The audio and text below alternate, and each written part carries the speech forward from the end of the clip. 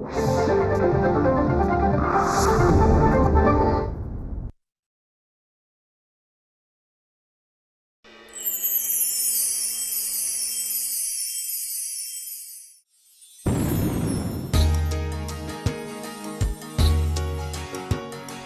वामनाने बळीराजाला पाताळी धाडले, त्या वामनाने बळीराजाला पाताळी धाडले.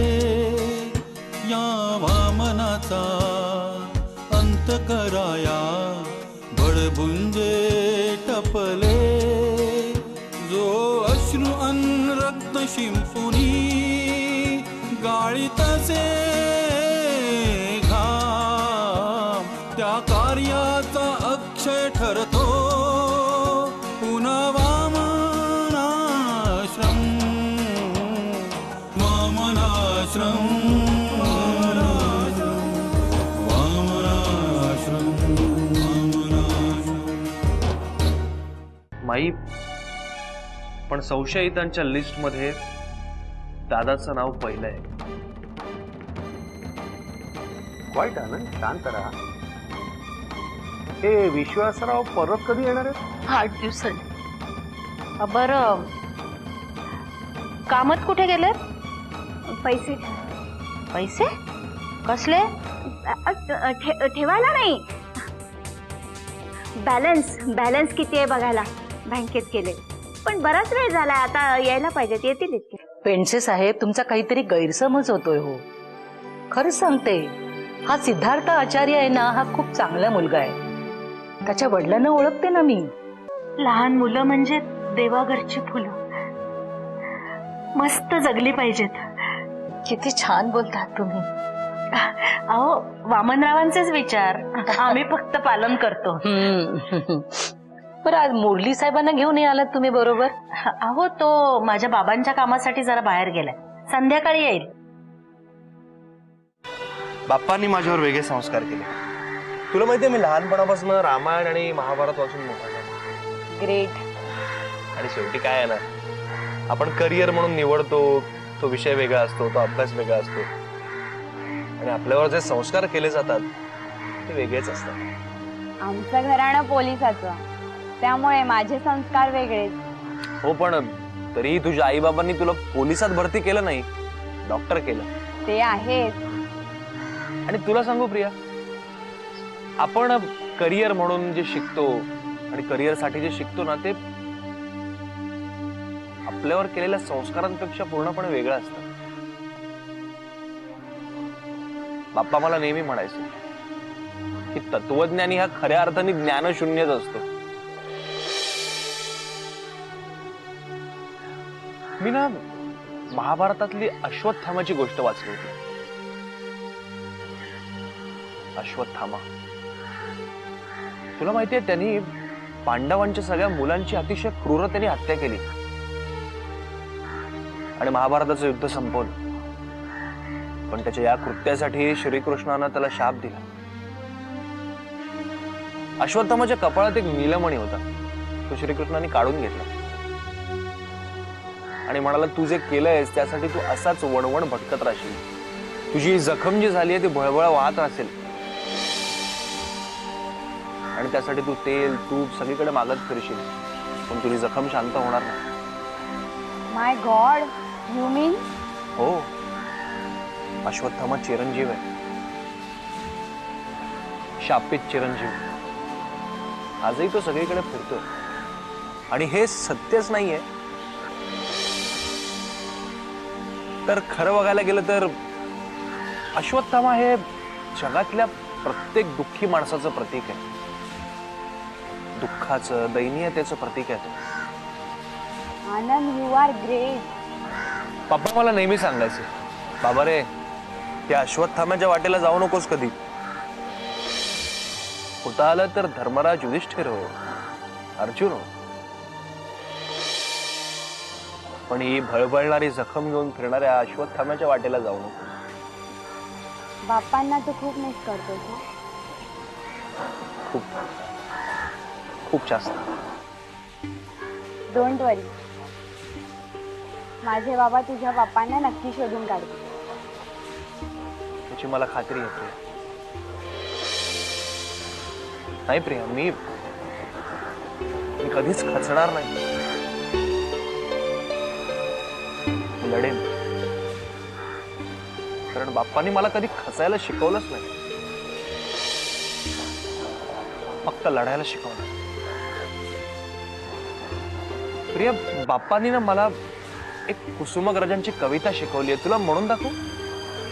हो, म्हण ना. त्याच्या मागची गोष्ट अशी आहे की एका माणसाचं घर पावसात वाहून गेलंय आणि त्यानंतर तो त्याच्या शिक्षकांना भेटायला आला. ओळखलत का सर मला? पावसात आला कोणी, कपडे होते कर्दमलेले, केसावर पाणी. क्षणभर बसला, हसला, बोलला वर पाहून,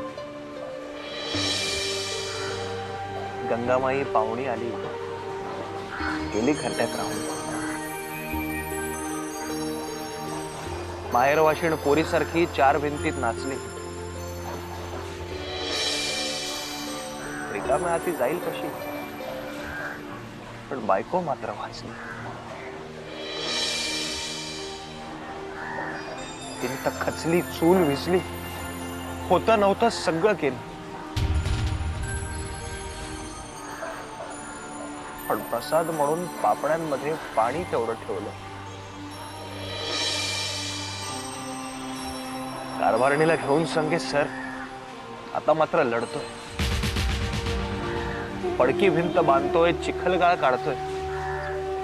खिशाकडे हात जाता हसत असं कुठला.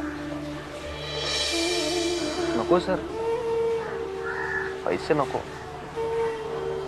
एकटेपणा वाटला म्हणून आलो. मोडून पडलाय संसार तरी अजून मोडला नाही कणा. पाठीवर हात ठेवून नुसतं लढ म्हणा, नुसतं लढ म्हणा. लढेन बाप्पा, नक्की लढेन. आनंद, आय लव्ह यू.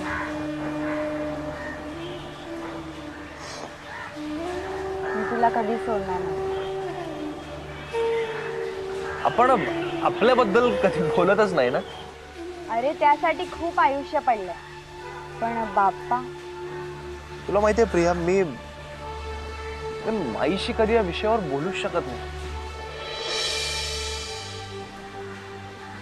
कारण मी बाप्पांचा विषय काढला की ती रडायलाच लागते.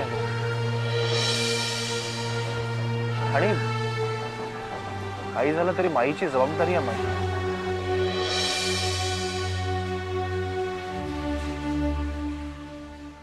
ते जाऊ दे. आनंद, मला बाप्पांबद्दल सांग ना, मला त्यांच्याबद्दल अजून ऐकायचंय. बाप्पा ना,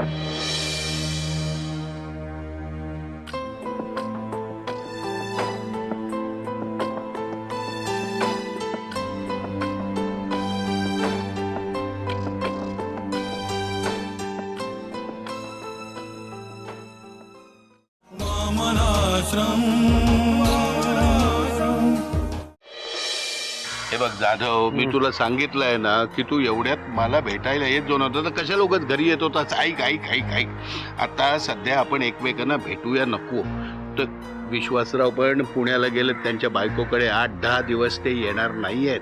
हे याबद्दल, या प्रकरणाबद्दल उगाच पोलीस, पण पोलीस कमिशनरच्या धाकामुळे मी इकडे आलोय, नाही तर मला कशाला यायचं होतं इकडे. अरे त्यात तो डेप्युटी कमिशनर ऑफ पोलीस आहे, तू पोलीस काय करतोय? पोलीस छोटा काय नाही मोठा काय, पोलीस तो पोलीस आहे. अरे हे बा, आपण मी तुला सांगतो उगाच कशालाही त्याला घाबरायचं काही कारण नाही, तू शांत. अरे नमस्कार नमस्कार साहेब. नमस्कार, नमस्कार, या, नमस्कार. या, या, या. अरे वा जाधव साहेब, जिथे मी जाईन तिथं तुम्ही हजर असता. हा, आता मी तुम्हाला जा असं सांगणार नाही, थांबा. आणि कामत, तुमच्या घरी मी जाऊन आलो. तुमच्या पत्नीने मला चहा वगैरे विचारला, पण मी म्हटलं आत्ता काय नको. त्या म्हणाल्या आश्रमात गेलेत, म्हणून डायरेक्ट इकडेच आलो तुम्हाला भेटायला. नाही नाही, राऊंड मारतो नेहमी, काय साहेब, म्हणजे चहा विचारणं ही पद्धत झाली नाही का? तुम्हा दोघांना मी एक प्रश्न विचारतो. ज्या दिवशी वामनराव परागंदा झाले त्या दिवशी नेमकं काय घडलं? काय नाही साहेब, म्हणजे ट्रस्टींची मीटिंग असेल ना तरच मी त्यांना भेटतो, किंवा काही अर्जंट काम असेल तेव्हाच. आणि त्या दिवशी तर मी त्यांना भेटलोच नाही. हवं तर विचारा ना तुम्ही. हो हां, कामत हे खरं बोलतायत? अगदी खरं बोलतायत साहेब. काय आहे, गेली 21 वर्ष मी वामनरावांबरोबर निष्ठेनं काम करतो. 10 वर्ष सतत सेक्रेटरी म्हणून त्यांच्या बरोबर राहत असे. काय हो हो हो. आणि तुम्हाला सांगतो की प्रत्येक गोष्ट वामनराव मला विश्वासाने सांगायचे, आणि मी त्यांचं तसं प्रामाणिकपणे अजूनपर्यंत काम करत आलोय. त्या दिवशी नेमकं काय घडलं? दिवसभर वामनराव सतत आश्रमाचं काम करत बसायचे. देणग्या इतर ऑफिसच्या कामासाठी काही गरज लागली तर मला बोलवायचे. त्या दिवशी बोलवलं होतं? नाही, दिवसभरात मला बोलवलं नाही, पण रात्री मात्र त्यांनी मला फोन केला होता. सर नमस्कार सर, बोला सर. काही पत्ता लागला का? माझ्या विरुद्ध हे षडयंत्र कोण रचत आहे, काही पत्ता लागला का म्हटलं? शाळेमध्ये अतिप्रसंग केला माझ्या कॅबिनमध्ये, म्हणून जी बाई ओरडाआरडा करत बाहेर पडली ती कोण बाई आहे? तिला कोणी लावलंय माझ्या मागे? तुम्ही कामात माझे जुने स्नेही आहात, माझा तुमच्यावरती पूर्ण विश्वास आहे म्हणून विचारतोय. जे काही असेल ते खरं सांगा. सर काय सर, म्हणजे मी आत्ताही या प्रकरणाचा छडा लावत होतो, पण काही पत्ता लागत नाहीये. कामात खरंच सर, खरंच गेली 21 वर्ष मी तुमची इमाने इतबारे सेवा करतोय. तुमच्याशी सर मी खोटं कसं बोलेन? शिवाय सर मला असं कळलं की त्या लोकांनी तुमच्यावर जो अतिप्रसंग झाला किंवा तुम्ही केलात, म्हणजे हे सगळं खोटं आहे, तरी त्याचं चित्रण केलंय. आणि उद्या समजा, उद्या काय? उद्या काय होईल सांगता येत नाही. उद्या काय बोलले फोनवर? माझ्या विरोधात कोणीतरी षडयंत्र रचतंय आणि ते मला संपवण्याचा प्रयत्न करतायत. कामत, तुम्ही माझे जुने स्नेही आहात, तुम्हाला याची काही कल्पना आहे का या षडयंत्राची? कसलं षडयंत्र? ते तसं काही मला म्हणाले नाहीत कसलं षडयंत्र, पण मी त्यांना सतत हा प्रश्न विचारला पण काही उत्तर मिळालं नाही. वास्तविक त्यांनी तुम्हाला सांगायला हवं होतं. अहो 21 वर्षाची मैत्री आहे तुमची. ते षडयंत्राला घाबरून असे पळून जातील असं वाटतं तुम्हाला? नाही सर. मग काय झालं? कोणी किडनॅप करून त्यांच्यावर मारेकरी नाही घातलं? कशासाठी? आश्रमाच्या प्रॉपर्टीसाठी, 50 एकर जागेसाठी. कोणीही, तुम्ही, विश्वास, श्याम, खजिनदाराचा मुलगा, यापैकी कोणीही? नाही नाही नाही, ही अशी शक्यता कमी आहे हा साहेब. वामनराव सुखरूप असावेत, परत यावेत, एवढीच मी रोज परमेश्वराला प्रार्थना करतो. प्रार्थनेची आवर्तनं वाढवा. मी पुन्हा येईनच. तुम्ही, विश्वास, कामत, विश्वासराव येतातच आहेत. जाधव तुम्ही आहातच. काही विसरला असाल, काही लपवलं असेल तर नीट आठवा, नाहीतर मला थर्ड डिग्रीचा वापर करावा लागेल. हो, थर्ड डिग्री काय? बाय.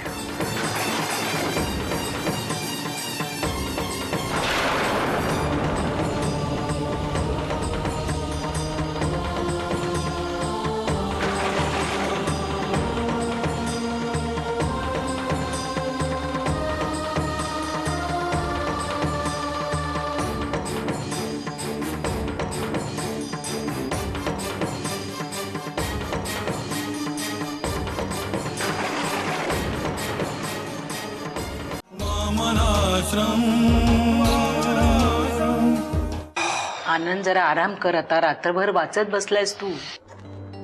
हो माई, परीक्षा आली आहे. मी पहिला यावं असं बाप्पांचं स्वप्न होतं. ते तू पूर्ण करशील रे. माई मला नाश्त्याला शिरा करशीलच? तुला शिरा आवडतो ना? हो. शिराच करते. अरे काका अरे या. नमस्कार माई. हो नमस्कार. बसा. बसा ना. थांबा मी तुमच्यासाठी चहा घेऊन येते. नको माई, मी आताच घेऊन आलो. माई माफ करा, सकाळीच तुम्हाला न सांगता आलो मी. अहो घर तुमचंच आहे, असं काय. बसा ना, मी तुमच्यासाठी शिरा तरी घेऊन येते. अहो खरंच नको माई, खरंच नको. काय हो, काय झालं भाऊजी? माई, काल रात्री माझ्या घरी कामत आणि जाधव आले होते. बाप रे. मग? नाही, ते म्हणाले की पेंडसे साहेब त्यांना दम देऊन गेले. पेंडसे साहेबांना तसंच काहीतरी मिळालं असेल. विनाकारण दम देणारा माणूस नाही येतो.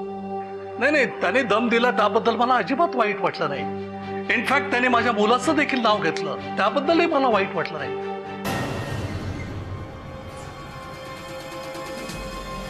माई, त्याने तुमच्या विश्वासावर संशय व्यक्त केला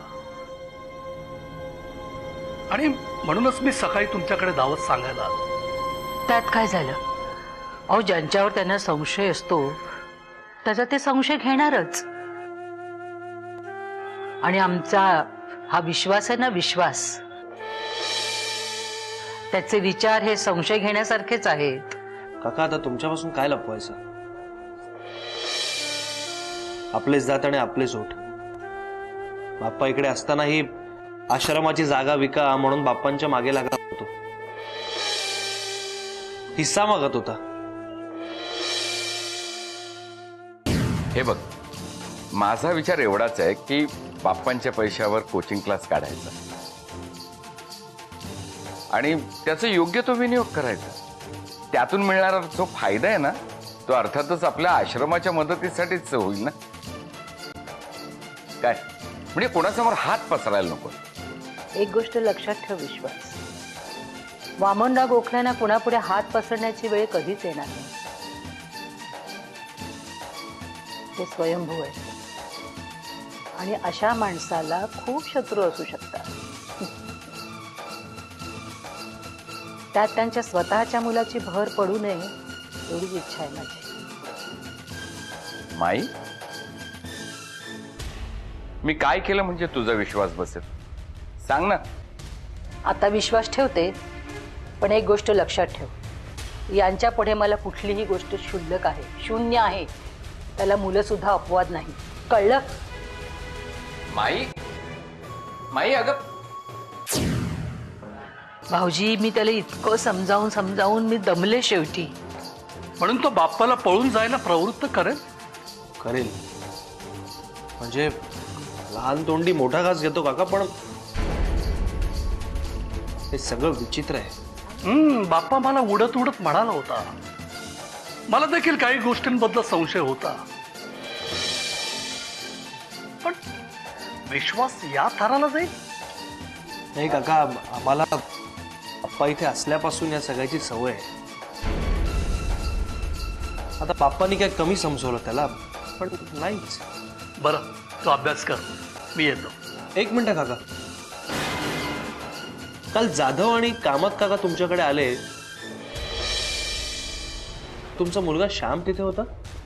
नाही, तो झोपला होता. मग ते तुमच्याशी त्याच्याविषयी काय बोलले? हो, म्हणाले ना की चौघांना एकत्र बोलवून 3rd डिग्री लावतो. म्हणजे कामत काका, जाधव, श्याम आणि माझा दादा विश्वास. राईट. तो अभ्यास कर, येतो मी. माई, नमस्कार. या.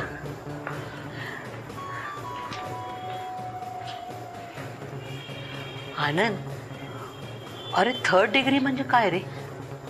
म्हणजे पोलीस चौकशीसाठी घेऊन जातात आणि चौकशीच्या रूम मध्ये बेदम मारतात. बापरे.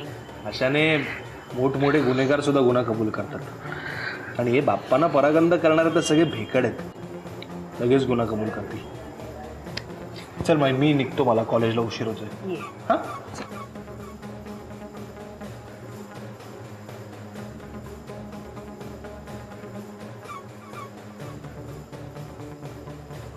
म्हणजे तू आता खऱ्या दृष्टीनं बघायला लागलेस. बोल. मुरली, तुला ती हेडमास्टर बाई माहितीये? सॉरी, एक बाई सोडून मी दुसऱ्या कुठल्याच बाईकडे बघत नाही. कोण आहे ते मेली? तूच. शटअप.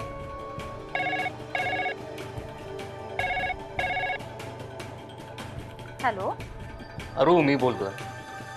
आज परत उशीर होणार असेल. होय. कामत, तुमच्या त्या वाटवे मॅडमला सांगा की मध्ये लुडबुड करू नका.